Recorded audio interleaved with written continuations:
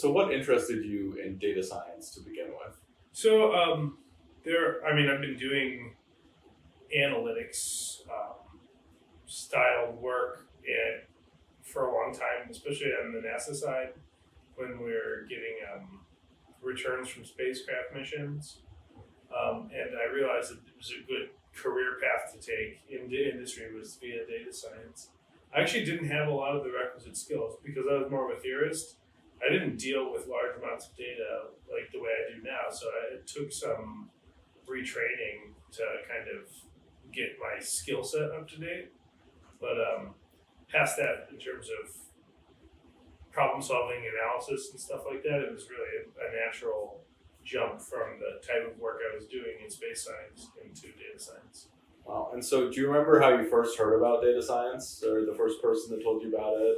Kind of what that general impression was? It's become slowly a hype term across fields. So like you start seeing it. Yeah, you start seeing it at the same time it's popping up in like Harvard Business Review. It's also popping up in classrooms and in lectures in academia as well. So like someone gives a talk now, they might say, hey, we use, 20 years ago, they'd say like, we use this statistical technique to analyze our data. And now they say, we use machine learning and data science to analyze our data. Buzzword, yeah. But it became, I don't know exactly where like it really entered my consciousness is maybe this is a good career path out of academia, because I was looking at kind of how can I exit academia gracefully and find an interesting path into industry. And I'm not exactly sure when it entered my consciousness as like this is a good option, but sometime in the past couple of years. So you also did a data science boot camp, correct? I did, yeah. So because I was a theorist, so I was good. I'm good with math, like my PhD, my academic work.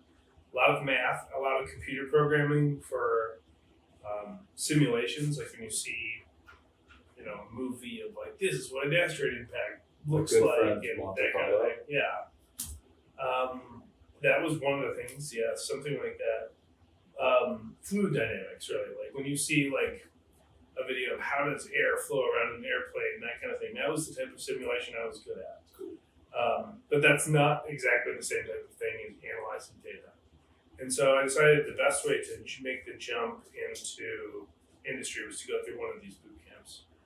Because I was interested in getting back to Chicago at the time I was living in Boulder, I found that the best one in this city was metis. And so I enrolled in that last fall.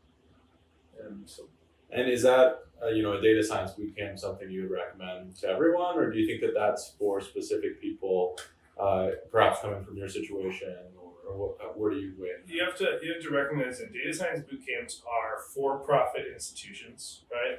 So they're out to take you and make money off of you. So I think they're recruiting a lot of people who it might not necessarily be the best thing for them, right? For me, it ended up being a great option because I have a really strong quantitative background. I'm great with math. I'm great with computer programming, things like that. I went into this boot camp and I learned, hey, these are the latest, greatest packages and techniques that people are using in industry and data science, and here's where you find them. Here's how you plug them in.